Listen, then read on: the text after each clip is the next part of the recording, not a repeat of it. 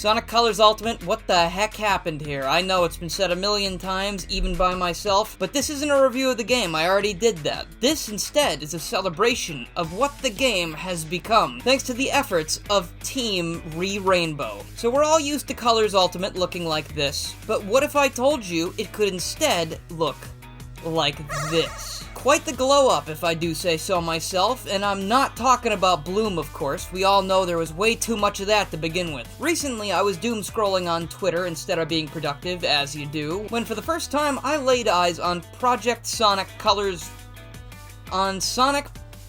When for the first time, I laid my eyes on Sonic Project Colors Rainbow. Sorry, that's a long name. I had to do a lot of takes of that. Now, I have a very one-track mind, and usually the thing on that one track is this guy. And I know that sounds depressing, and sometimes it is, but this is not one of those moments. What I saw was Bluwolfblitz posting a remade Sonic Colors cutscene, and if you've played Colors Ultimate, you know that the gameplay usually looks like this, whereas the cutscenes will then look like this, which of course is an extremely distracting disparity in visuals. Sonic Colors versus Sonic washed out colors, if you will. I was already interested in the project because of this alone, when I go on to find that this is not just a Colors cutscene restoration project, this actually encompasses the entire game. For those who haven't watched my Sonic Colors video, I'll give you a brief rundown. I think Sonic Colors is a fine game. I think it's got great visuals, or at least it used to. The soundtrack is amazing, and there's nothing that makes the gameplay all that dislikable, especially compared to its predecessor, which had a large chunk of gameplay that I still roll my eyes at to this very day. After a little while of retweeting and liking every single post I saw about this project, Bluwolfblitz reached out to me on Twitter and asked if I'd like to give the mod a shot, and seeing as this channel was basically founded thanks to checking out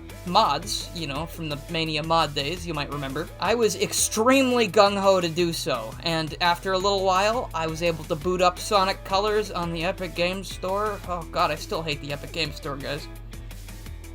I don't know why, but every time I use that thing, it's so slow, I don't get it. I'm convinced it's not my connection, because Steam does not download things as slow as Epic does. Not like Colors Ultimate had any updates, though, so I'm not really sure why I'm complaining about that. That's besides the point, of course. But I got to try out the mod, and I was so excited seeing Sonic Colors look this beautiful that I pushed all of the plans I've had recently off to the side, because I needed to show you guys exactly how this mod improves what was already there. What you're about to see is a side-by-side comparison of the original Sonic Colors Ultimate and Project Rainbow. I tried to make it so this footage synced up as much as possible. There are some minor hiccups here and there, and I've been informed by Bluwolfblitz that there is some stuttering issues, which is what I encountered in the gameplay. You will see a little bit of that. The explanation for that is on screen right here in front of my face, so you don't have to look at me anymore for the duration of while I am saying these last couple words. Now, I hope you enjoy the comparison, and this section is dedicated to all those comments I get saying, "Shut up and play the game! Stop talking!" As if, you know, this is a silent gameplay channel. I don't know why they think that, since garrulous literally means excessively talkative, especially about trivial matters. I feel like it fits things perfectly here. Keep misunderstanding the world around you, it's no problem of mine.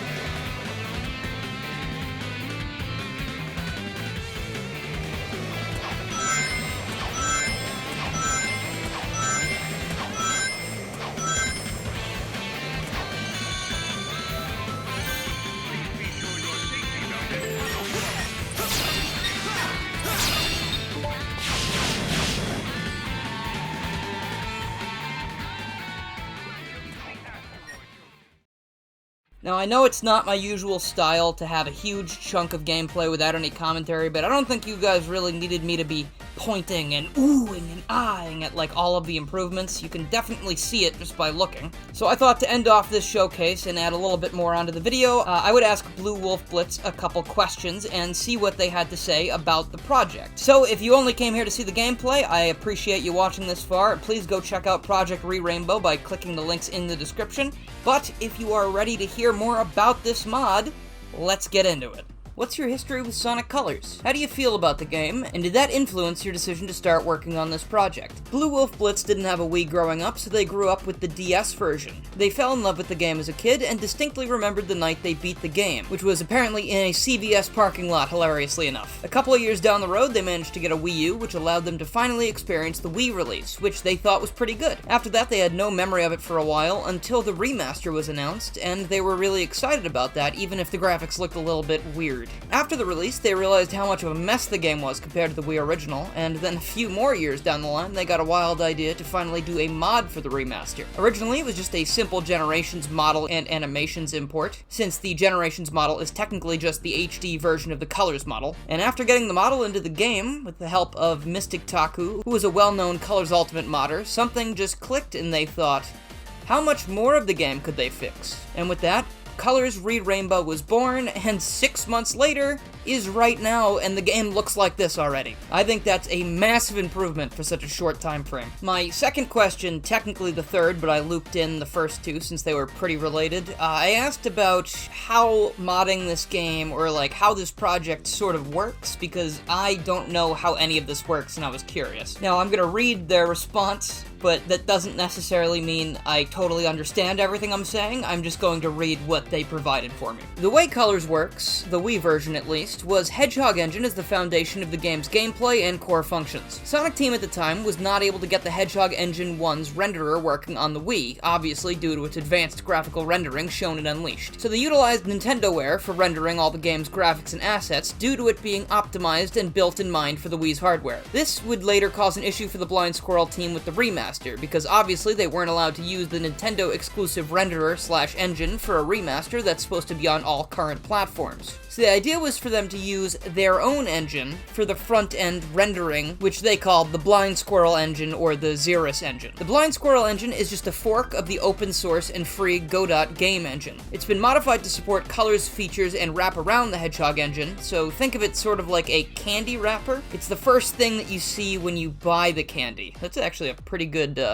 analogy. The version of Godot they utilized was still in its infancy with 3D rendering, so it was quite limited in graphical features and optimizations. But Blind Squirrel tried their best to work with it, but the cracks are still there, as we definitely see. Anyway, since Godot is an open source engine, that allowed modders to easily modify its assets. They had to redo every material for every model in the game completely by hand, because Blind Squirrel's art department didn't know how to translate the Wii's materials to Godot properly, due to how vastly different NintendoWare is compared to the engine that would be used for the remake. The cutscenes were a fun thing to do, actually. They had a bit of help from Schemeric with the process of properly rigging the cutscene assets that were left in the game's files. They had to make all of the materials for those cutscenes compatible with Godot, while also properly upscaling textures and other assets to be HD, since this is a remaster. And yeah, the Wii's assets would not have been HD, obviously. They would basically set up simple Godot scene with the terrain that's utilized from the cutscene, check the leftover event info Lua files that were left in the game to see the exact coordinates of where the cutscene takes place. Then they would input a remastered cutscene Sonic model that was made by Illuian 2043, which was put into the scene, and then it takes on the exported animation file, which if it works like I